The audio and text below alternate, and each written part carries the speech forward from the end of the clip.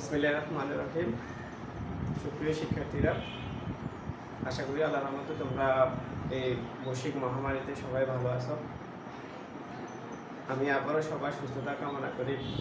আমাদের Obaidullah Memorial high school কর্তৃক আয়োজিত অনলাইন ক্লাসে আমি মোহাম্মদ নুরুল ইসলাম, সহকারী শিক্ষক, ওবায়দুল্লাহ মেমোরিয়াল হাই স্কুল। আমাদের আজকের অনলাইন ক্লাস হবে ক্লাস 8 সাবজেক্ট ইংলিশ দ্বিতীয়।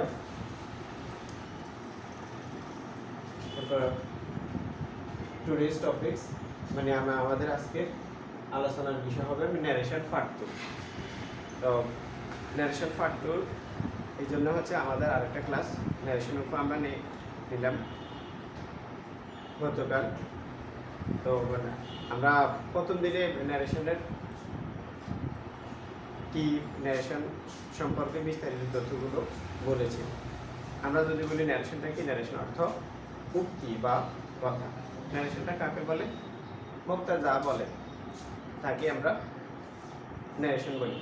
আর বক্তা দুই ধরনের কথা বলতে পারে, একটা হলে সে সরাসরি বলতে পারে অথবা ঘুরিয়ে ফেঁসিয়ে বলতে পারে। তো এটার উপর ভিত্তি করে আমরা ন্যারেশনকে দুই ভাগে ভাগ করলাম, সেটা হলো ডাইরেক্ট স্পিচ আর হলো ইনডাইরেক্ট স্পিচ। যেটা আমরা গতকাল আলোচনা করলাম যে ডাইরেক্ট হলো সরাসরি হুবহু তার বক্তব্যটা সে প্রকাশ করবে বক্তা অন্যের কাছে, আর বক্তা পরোক্ষভাবে নিজের বক্তব্যটা অন্যের কাছে প্রকাশ করলে সেটা হবে যে ইনডাইরেক্ট ন্যারেশন। তো আমরা গতকাল আমরা ন্যারেশনের কাকে কি বলে এটা দেখিয়ে দিলাম, কোনটা রিপোর্টিং ভার্ব, কোনটা রিপোর্টেড স্পিচ, কোনটা লিসেনার, কোনটা স্পিকার, এটা আমরা কালকে দেখিয়ে দেব। এছাড়া আমরা গতকাল দেখালাম যে আমি যখন ডাইরেক্ট থেকে ইনডাইরেক্টে স্পিচে নিব তখন আমার কি কি পরিবর্তন করতে হবে।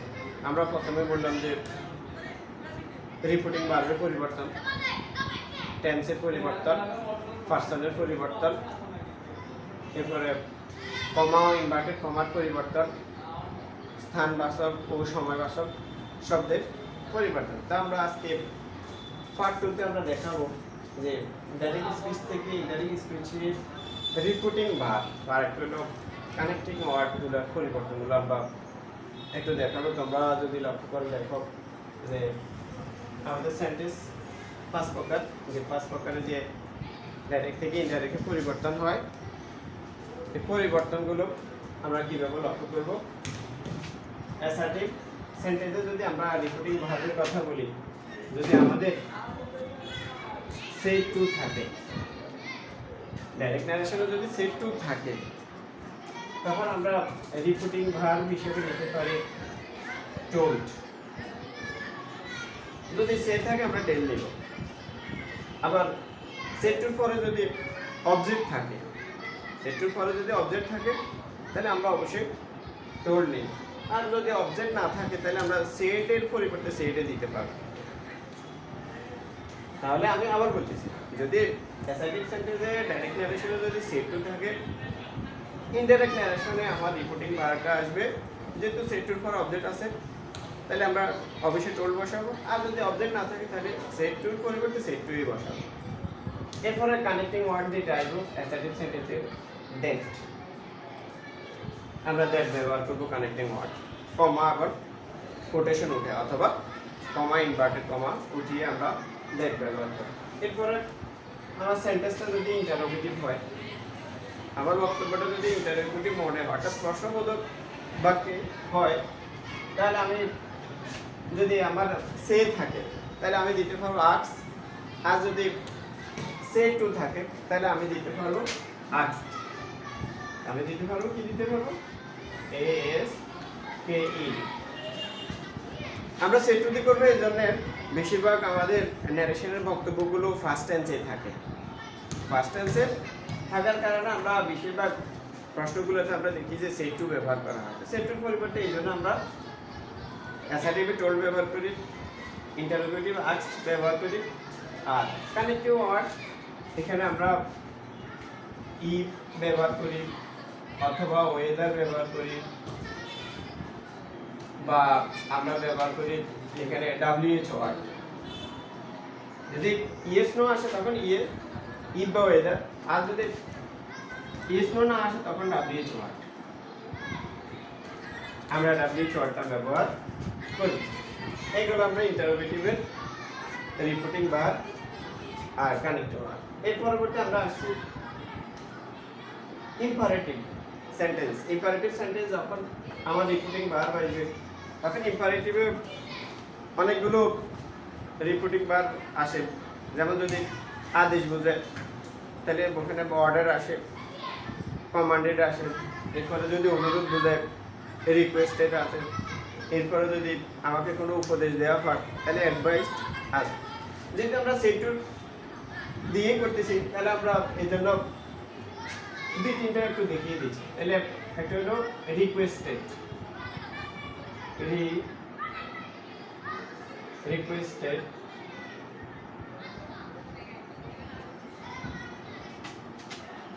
রিকোয়েস্টেড, একটা হলো অর্ডার, একটা হলো অ্যাডভাইস।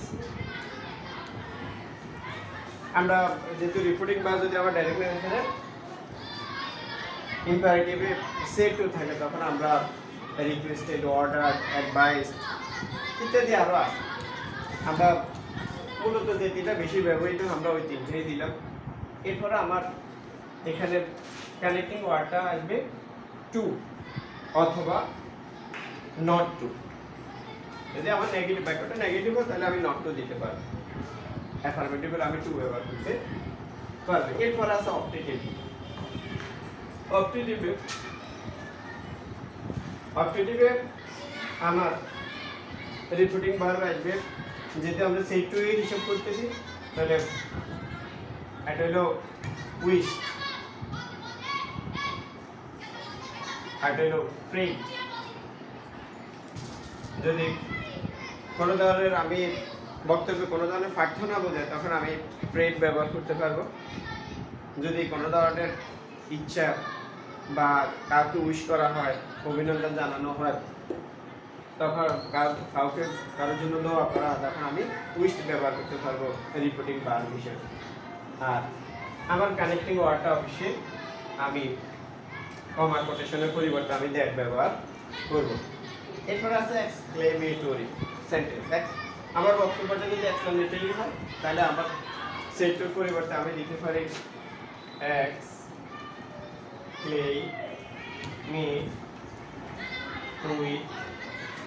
এখানে আমি উইথ জয় দিতে পারি, সরো দিতে পারি,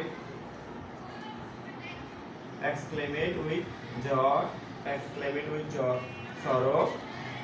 এরপরে আমরা দিতে পারি ওয়ান্ডার, এটাও দিতে পারি। আর আমার কানেক্টিভ ওয়ার্ডটা অবশ্যই আমি দ্যাট ব্যবহার করতে পারি। এই হলো আমার পাঁচটা সেন্টেন্সের রিপোর্টিং ভার্ব আর হলো কানেক্টিং ওয়ার্ড। আমরা একটা উদাহরণের মাধ্যমে আমরা আসলে উপরে কি লিখলাম যে রিপোর্টিং ভার্ব কোনটা, কানেক্টিং ওয়ার্ড কোন জায়গায় ব্যবহার করব, একটা আমরা উদাহরণের মাধ্যমে আসি। আমার ডাইরেক্ট স্পিচে আছে হি said to me I am happy নাও। এটাও যদি আমরা ইনডাইরেক্ট স্পিচ করে কি কি পরিবর্তন আমরা আগেও বললাম তোমাদের যে টেন্স পরিবর্তন করতে হবে, পার্সন পরিবর্তন করতে হবে, রিপোর্টিং ভার্বের পরিবর্তন করতে হবে, স্থান ও সমবাচক শব্দের পরিবর্তন করতে হবে, আর পরিবর্তন করতে হবে, কমা কোটেশনের পরিবর্তে আমরা কানেক্টিং ওয়ার্ডটা পরিবর্তন করতে হবে আমাদের। তাহলে এখানে সাবজেক্ট হি আর এখানে অবজেক্ট আছে কি মি, অবজেক্ট মি। তাহলে মাঝখানে যেটা যে বা সাবজেক্টের যে ভার্বটি ব্যবহার করা অর্থাৎ স্পিকারে যে ভার্বটি ব্যবহার করে সেটা হলো রিপোর্টিং ভার্ব। তাহলে আমি যদি হি, এখানে আমার বাক্যটা যেহেতু আই অ্যাম হ্যাপি নাও, আমি এখন খুবই সুখী, তাহলে আমার বুঝতে হবে বাক্যটা অ্যাসার্টিভ আছে। অ্যাসার্টিভ থাকলে আমার কমা আছে, কোটেশন আছে। তাহলে কমা কোটেশন করে আমি কি দিব, যদি আমার কানেক্টিং ওয়ার্ড দ্যাট আসে তাহলে আমি দ্যাট বসাবো। আর এখানে একটা রিপোর্টিং ভার্ব সেড টু আছে, আমরা আগেও বললাম যে সেড টুর পরিবর্তে যেহেতু সেড টুর পর অবজেক্ট আছে আমরা টোল্ড বসাতে পারি। আমি আবার বলছি, আমার ডাইরেক্ট স্পিচে যদি সেড টু থাকে, আবার সেড টুর পরে যদি অবজেক্ট থাকে, আমি কি করব? টোল্ড বসাবো। তাহলে he told me that, he told me that. এরপর আবার পার্সন পরিবর্তন, আই এম হ্যাপি, তাহলে এই আইটাকে হি, তাহলে হি, আর এখানে ভার্ব আছে এম, তাহলে এম থাকলে আমরা সহজে লিখতে পারি ওয়াজ, হি ওয়াজ হ্যাপি। আর এখানে নাও, এখন, সময়বাচক একটা শব্দ আছে, তাহলে নাউনের পরিবর্তে আমরা দিতে পারি দেন।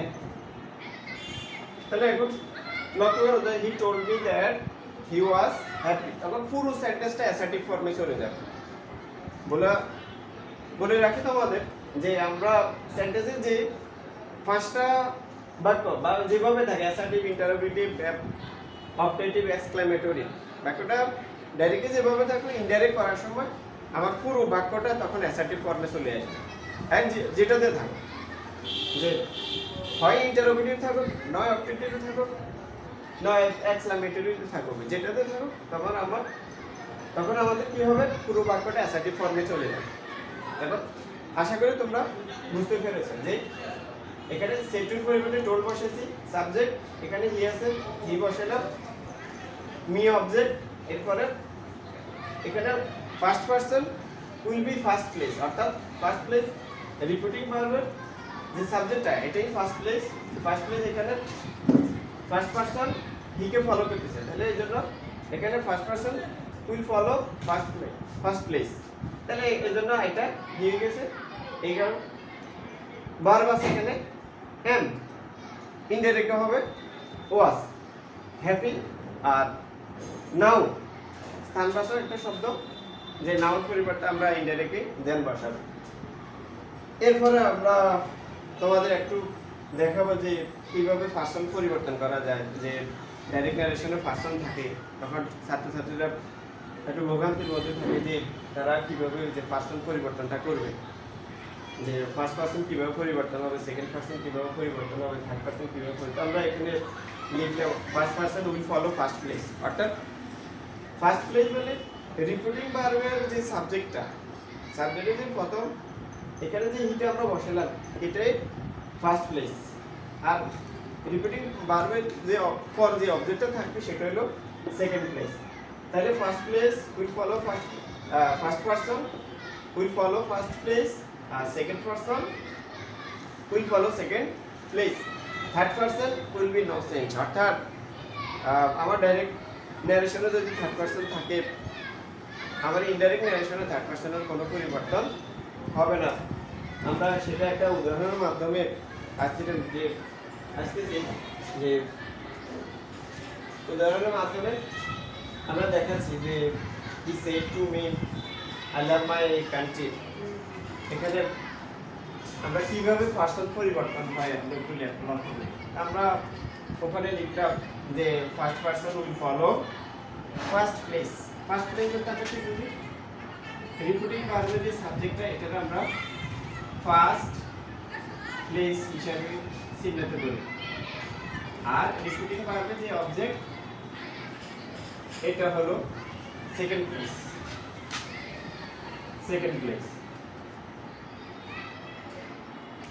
এখানে আছে he said to me I love my country।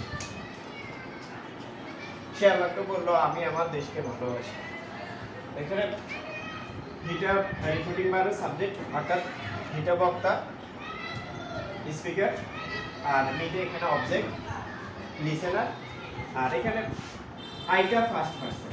তাহলে ফার্স্ট পারসন আমরা ওখানে কি লিখলাম যে first person will follow first place, অর্থাৎ হি কে ফলো করতেছে সে। তাহলে আমরা লিখতে পারি হি, আমরা আগে বললাম যে সেটিং করা অবজেক্ট থেকে আমরা টোল্ড বসাতে পারি। হি টোল্ড মি, কমা কোটেশনের পরিবর্তে আমরা কানেক্টিং ওয়ার্ড দ্যাট বসাতে পারি, যেহেতু আমাদের সেন্টেন্সটা অ্যাসার্টিভ এই জন্য আমরা দ্যাট বসাতে পারি। এরপরে আইটা ফার্স্ট পারসন, তাহলে will follow first place. First প্লেসে কি আছে আমাদের, যে আইটা আছে, তাহলে হি হবে, আইয়ের পরিবর্তে কি হবে, হি। আর এখানে ভার্ব আছে লাভ, মানে মেইন ভার্ব আমাদের এখানে অক্সিলারি নাই, মেইন ভার্ব আছে এখানে আমাদের লাভ। ডাইরেক্ট নারেশন লাভ থাকলে মানে আমরা এটাতে B1 হিসেবে ধরতে পারি। B1 মানে ইনডাইরেক্ট নারেশন, আমরা অবশ্যই B2 দিব। B2 মানে ভার্বের ফার্স্ট ফর্ম। ফার্স্ট ফর্ম আমাদের লাভের ফার্স্ট ফর্ম লাভড, এটা দিতে পারি। আর মাইটা হয়ে যাবে হিজ, তাহলে হিজ কান্ট্রি।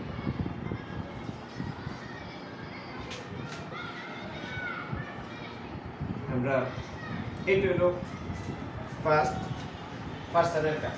এরপর আমরা সেকেন্ড পার্সনের কাজটা একটু বুঝে। সেকেন্ড পার্সনের উদাহরণে আছে যে he said to her, you have done your lesson, you have done your lesson. এখানে আবারও বলতেছি, রিপিটিং ভার্বের সাবজেক্ট হি আর অবজেক্ট হার। রিপিটিং ভার্বের অবজেক্ট হার। এখানে আমাদের যেহেতু বাক্যটা আমরা দেখতে পাচ্ছি অ্যাসার্টিভ ফর্মে আছে, তাহলে অ্যাসার্টিভ ফর্মে আমরা লিখতে পারি হি সেটের পরিবর্তে টোল্ড, হি টোল্ড হার।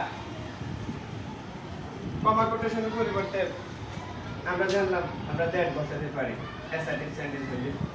যদি অন্য কোনো সেন্টেন্স হতো বা ইন্টারোগেটিভ বা ইনফারেটিভ বা অপারেটিভ হতো, তাহলে আমাদের রিপোর্টিং ভাড়াটা অন্যটা আসতো। এখন যেহেতু আমাদের সেন্টেন্সটা অ্যাসার্টিভ, এই জন্য আমরা সেটুর পরিবর্তে টোল্ড বসাবো, আর কমা কোটেশনের পরিবর্তে আমরা দ্যাট বসাবো কানেক্টিং ওয়ার্ডটা। এরপরে আমাদের রিপোর্টেড স্পিচে যে সাবজেক্টটা আছে ইউ, এটা সেকেন্ড পারসন। এটা কি সেকেন্ড পারসন। তো সেকেন্ড পারসন আমরা ভার্সন পরিবর্তনের জায়গায় লিখলাম যে second person will follow second place. তো সেকেন্ড প্লেসে কি আছে, হার আছে। সেকেন্ড প্লেসে কি আছে, হার। তাহলে সেকেন্ড প্লেসে হার নির্দেশ করতেছেন, তাহলে second person will follow second place. তাহলে আমি এখানে কি দিতে পারি, হার মানে এখানে স্ত্রীকে নির্দেশ করতেছে বা মহিলাকে নির্দেশ করতেছে, তাহলে আমরা শি দিতে পারি। তাহলে he told her that she have আছে, এখানে অক্সিলারি ভার্ব হ্যাভ আছে। আমরা টেন্সের দিকেও যেতে পারি, অথবা আমাদের এখানে হ্যাভ আছে সহজ শব্দে আমরা হ্যাড লিখে দিতে পারি, কারণ হ্যাভ থাকলে আমরা ইনডাইরেক্টলি হ্যাড লিখব। অথবা আমি যদি টেন্সের কথা চিন্তা করি, আমরা দিতে পারি যে প্রেজেন্ট পারফেক্ট। প্রেজেন্ট পারফেক্ট হলে ইনডাইরেক্ট আমি ফার্স্ট পারফেক্ট বলবো। তো ফার্স্ট পারফেক্ট হলে সাবজেক্ট প্লাস হেড, মূল ভার্বের ফার্স্ট পার্টিসিপল প্লাস অবজেক্ট। তাহলে এখানে বা হ্যাভের পরিবর্তে আমি হেড বসে দিলাম, এরপরে ডান দিয়ে দিলাম, ডান দিলাম, এরপরে ইউ হার, তাহলে he told her that she had done her lesson. আমরা সেকেন্ড পার্সনের কাজ শেষ করলাম। এরপর আমরা আসবো থার্ড পার্সনের কাজ। থার্ড পার্সন কিভাবে পরিবর্তন হবে, যে আমরা ওখানে লিখলাম যে third person will be no change, অর্থাৎ এটার কোনো পরিবর্তন হবে না। তাহলে এখানে মাসুম আছে, সাবজেক্ট আমরা মাসুম লিখি, আর সেড আছে।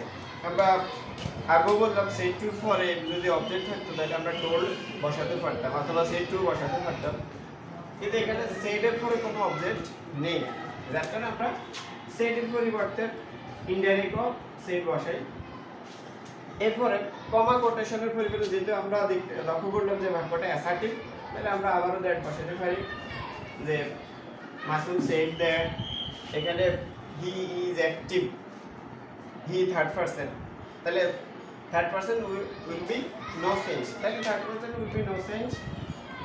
হি হি জায়গায় বসে গেল, ইজ এখানে আমার মেইন ভার্ব হিসেবে কাজ করলো, তাহলে ইজটা আমরা ইনডাইরেক্টলি ওয়াজ বসায় দিতে পারি সরাসরি। তাহলে Masum said that he was active, object যেভাবে আছে এইভাবে। এটা হলো আমাদের পার্সন পরিবর্তন। এখন আমরা আসবো টেন্স পরিবর্তন, যেটা ন্যারেশনের জন্য খুবই গুরুত্বপূর্ণ একটা জিনিস। যে আমাকে অবশ্যই ডাইরেক্ট ন্যারেশনের টেন্স শব্দটা কি ফার্স্ট টেন্স না প্রেজেন্ট টেন্স, এটা কি মেইন বা ফার্স্ট ফর্ম আছে না ফার্স্ট পার্টিসিপল আছে, আমাকে অবশ্যই ভার্বটা খুঁজে বের করতে হবে, এরপরে ইনডাইরেক্ট ন্যারেশনের রূপ দিতে হবে। আমরা আমাদের যদি ডাইরেক্ট ন্যারেশনে বা ডাইরেক্ট স্পিচে যদি এম ইজার থাকে, আমরা এখানে ওয়াজ বসাবো, আর থাকলে ওয়ার বসাবো। এরপরে ডাইরেক্ট ন্যারেশনে অথবা ডাইরেক্ট স্পিচে যদি হ্যাভ এস থাকে, আমরা অবশ্যই হেড বসাবো, হেডের পরে অবশ্যই বি3 করতে হবে। অর্থাৎ আমরা জানি যে সাবজেক্ট প্লাস হেড মূল ভার্বের ফার্স্ট পার্টিসিপল। এরপরে যদি হেড বিন থাকে, তাহলে হেড বিন থাকলে এখানে আমরা হেড বিনও লিখতে পারি অথবা নো চেঞ্জ এটাও লিখতে পারি, অথবা এখানে যদি শুধু হেড থাকে ফার্স্ট ভার্বে, তাহলে আমরা নো চেঞ্জ দিতে পারি। কারণ ডাইরেক্টে যদি হেড থাকে ইনডাইরেক্টে কোনো পরিবর্তন হবে না, মানে নো চেঞ্জ। হেড বিন থাকলেও একই অবস্থা, যে ওখানে হেড বিন হবে, নো চেঞ্জ। এরপরে ডু নট থাকলে ডিড নট, ডু নট থাকলে ডিড নট, আর ডিড নট থাকলে হেড নট প্লাস বি3, অর্থাৎ হেড যখন আসবে তখন আমরা বি3 করব। এছাড়া আমরা লিখলাম ক্যান, কুড, উইল, উড, এরপরে শেল, শুড, এরপরে মে, মাইট, এরপরে মে, মাইট, মাস্ট, হ্যাড টু। অর্থাৎ মাস্টের ক্ষেত্রে একটু ব্যতিক্রম হবে, মাস্ট আসলে ইনডাইরেক্ট আমরা হ্যাড টু করব। এটা হলো অক্সিলারি ভার্বের সাহায্য। অর্থাৎ ডাইরেক্টে আমি যখনই অক্সিলারি ভার্ব লক্ষ্য করব যে এম ইজ থাকলে আমি ওয়াজ বসাতে পারি, তখন আমরা টেন্সের জিনিসটা মাথায় না আনলেও চলবে। কারণ এম এর পরিবর্তে আমরা ওয়াজ বসাতে পারি, আর এর পরিবর্তে ওয়ার বসাতে পারি। আজ যখন টেন্সের জিনিসটা মাথায় আসবে তখন বি1, তখন বি1 থাকলে এখানে করতে হবে ইনডাইরেক্টলি বি2। বি1 মানে ভার্বের বেস ফর্ম, অর্থাৎ মেইন ভার্ব যেখান থেকে ভার্বের শুরু হয়। আর ইনডাইরেক্ট ন্যারেশনে বি2 মানে ভার্বের ফার্স্ট ফর্ম। এরপরে ডাইরেক্টলি যদি বি2 থাকে, তাহলে ইনডাইরেক্টলি করতে হবে বি3 প্লাস হেড, অর্থাৎ হেড প্লাস বি3, হেড প্লাস বি3 মানে ফার্স্ট ফর্মে আছে। ইনডাইরেক্টলি যদি ফার্স্ট ফর্মে থাকে, ডাইরেক্টলি যদি ফার্স্ট ফর্মে থাকে, ইনডাইরেক্ট আমি হেড প্লাস বি3, অর্থাৎ হেড আসবে মূল ভার্বের ফার্স্ট পার্টিসিপল করব। এরপরে ডু ডট বি1 যদি থাকে তখন বি2, এটা প্রশ্নের ক্ষেত্রে, ইন্টারোগেটিভ সেন্টেন্সের ক্ষেত্রে ডি ডট বি1 যদি থাকে তখন হেড প্লাস বি3 প্রশ্নবোধক, নট অফ ইন্টারোগেশন। আমরা একটা উদাহরণ সাথে লিখতে পারি যে হি সেড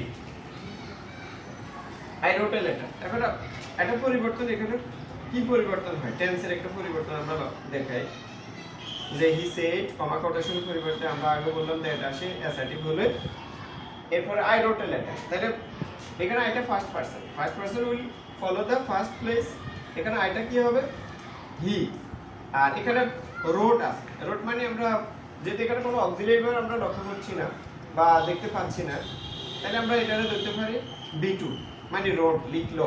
তো বি2 থাকলে আমরা কি দিতে পারি হেড প্লাস বি3, তাহলে হি হ্যাড, এখানে রোড এটা বি3 মানে written, WRITTEN, written a letter.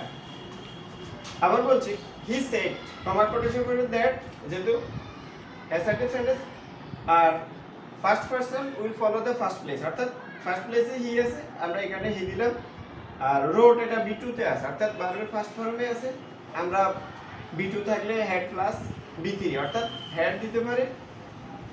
এরপরে হেডের পরে যে ভার্বটা থাকবে অবশ্যই এটার ফার্স্ট পার্টিসিপল করতে হবে। তাহলে he said that he had written a letter.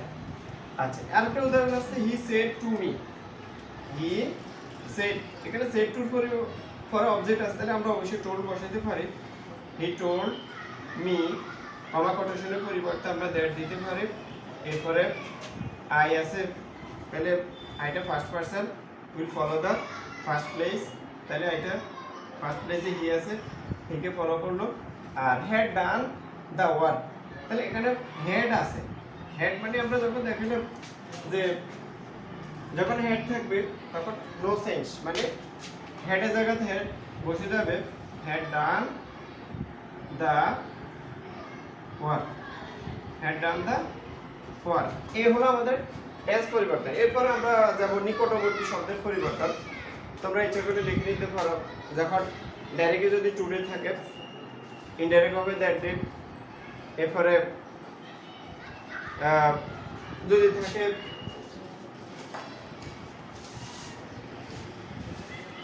নাও থাকলে অবশ্যই দেন দিব, এরপরে দিস ডে, দ্যাট ডে, এরপরে ইয়েস্টারডে, দ্য প্রিভিয়াস ডে,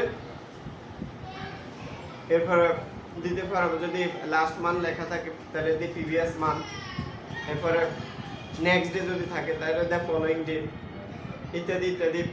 তোমরা এই নিকটবর্তী শব্দ যেটাকে আমরা বলি স্থানবাচক অথবা সময়বাচক শব্দ, তো এটা হলো আমরা আমাদের পরিবর্তনগুলো।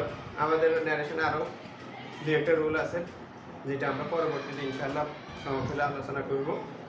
তোমরা বাইরের কাজ হিসেবে টেন্সের গঠন প্রণালীগুলো ভালো করে খাতায় লিখবে, মনে রাখার চেষ্টা করবে। এরপরে বাকি অবশ্যই ভারটা নির্ণয় করতে হবে তোমাকে, তাহলে ন্যারেশনটা তোমার সহজভাবে সমাধান করতে পারবে। পার্সন পরিবর্তন কিভাবে দেখালাম এটা একটু মনে রাখবে।